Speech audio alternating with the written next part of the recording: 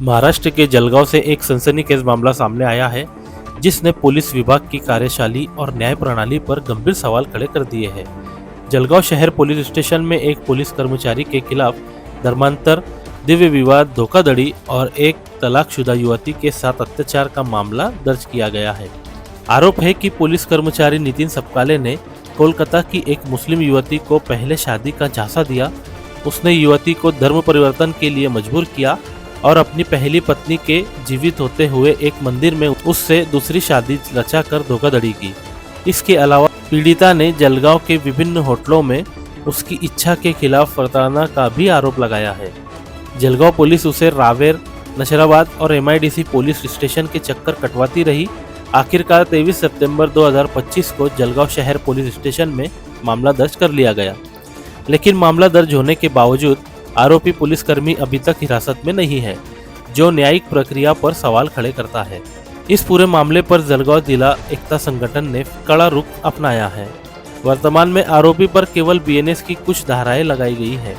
संगठन ने जिला पुलिस अधीक्षक से लेकर कई उच्च अधिकारियों को शिकायत भेजकर भारतीय दंड संहिता की अतिरिक्त गंभीर धाराएं जैसे 81, 82, 83, 87, 196, 198 और 201 जोड़ने की मांग की। फारूक शेख ने इस घटना को पीड़िता के धार्मिक स्वतंत्रता, व्यक्तिगत स्वतंत्रता और समानता के मौलिक अधिकारों पर सीधा हमला बताया है।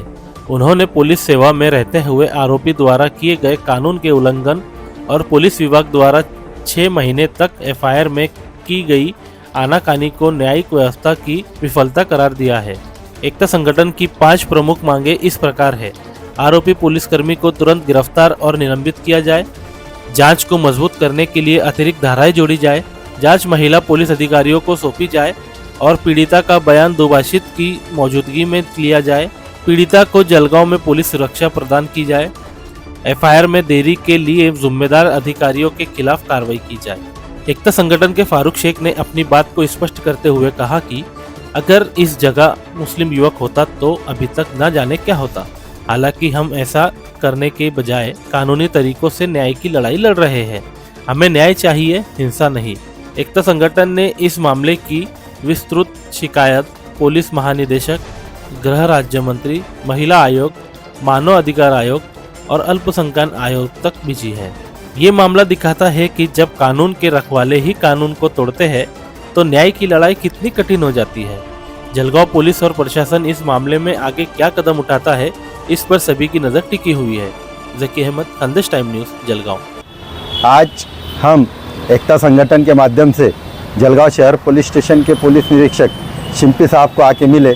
आपको पता ही है कि आपने देखा है कि 2 दिन पहले यानी 23 सितंबर को जलगांव शहर पुलिस स्टेशन में एक कलकत्ता की युवती ने यहाँ के जलगांव के पुलिस पर जो इल्ज़ाम लगाया है, जो आरोप लगाया है, उसका गुना दाखिल हुआ। उस किससे हम बहुत नज़दीक से है, क्योंकि जब ये लड़की जलगांव में पहली बार मई महीने में आई थी उस वक्त से हम इसको हैंडल कर रहे हैं। तब भी हमने माननीय पुलिस अधीक्षक को कहा था कि ये लड़की एक मुस्लिम समाज की है और सामने वाला जो पुलिस कांस्टेबल है वो हमारा हमवतन भाई यानी हिंदू समाज का है। इसके लिए इस विषय को जितनी जल्दी आया उतनी जल्दी से क्लोज किया जाए, क्योंकि दोनों संज्ञान है, दोनों सम्मतिपूर्वक आपसे अपने से प्यार मोहब्बत करें और उसमें 5 साल से उनका ये अनैतिक संबंध भी आया है। इसलिए साहब ने इमीडिएट एक्शन लेके उसको MIDC पुलिस स्टेशन भेजा। MIDC पुलिस स्टेशन में उसका जवाब हुआ, सब कुछ हुआ। फिर उन दोनों में और कुछ तभी कॉम्प्रोमाइज़ हुआ। कॉम्प्रोमाइज़ से फिर और 1 महीने के बाद वो आई। फिर मैंने साहब को बोला, साहब ने बोला कि ठीक है। जब इसने और जाके पुलिस स्टेशन में शिकायत लिखाई और उस वक्त फिर कॉम्प्रोमाइज़ करा।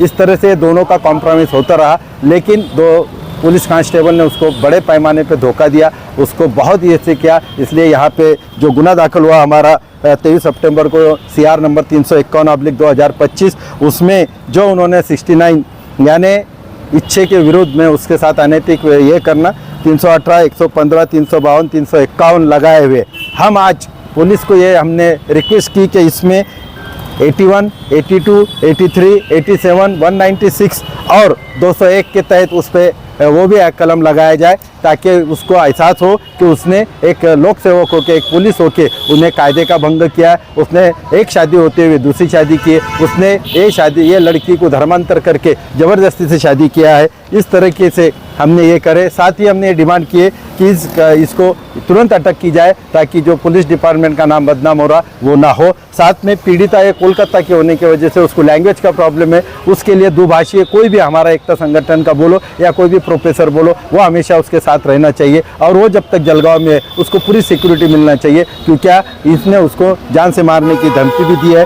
और जो इसको FIR 6 महीने के बाद ही उसकी भी उसमें चौकसी होना चाहिए, ऐसी हमारी डिमांड है। आपको ये बता दूं कि हम एकता संगठन चाहे तो इसको एक अलग रूप दे सकते थे, लेकिन हम मई महीने से लेके तो आज सितंबर तक के इसके लिए नहीं किया। अगर यही जगहों पे कोई युवक मुस्लिम रहता और युवती हमारी हिंदू बहन रहती थी तो यहाँ के कुछ लोग उसको एक अलग कलर देते थे, उसको जिहाद का नाम देते थे, धर्मांतर का नाम देते थे, ऐसा करते थे। लेकिन हमारा भरोसा संविधान और कायदे पे है और हमने कायदे और संविधान के तहत उस पर ये गुनाह दाखिल हुआ है और कायदे और संविधान के तहत भी उसको सजा लगेंगी। इसलिए हम इसको रोड का मसला ना बताते हुए, दो जाति का ना बताते हुए सिर्फ इतना ही है कि उस बच्ची के साथ नाइंसाफ़ी हुई है, उसको न्याय देने के लिए हम उसके साथ खड़े हैं एकता संगठन और आखिर तक उसके साथ खड़े रहेंगी। शुक्रिया। फारूक शेख, एकता संगठन, जलगांव।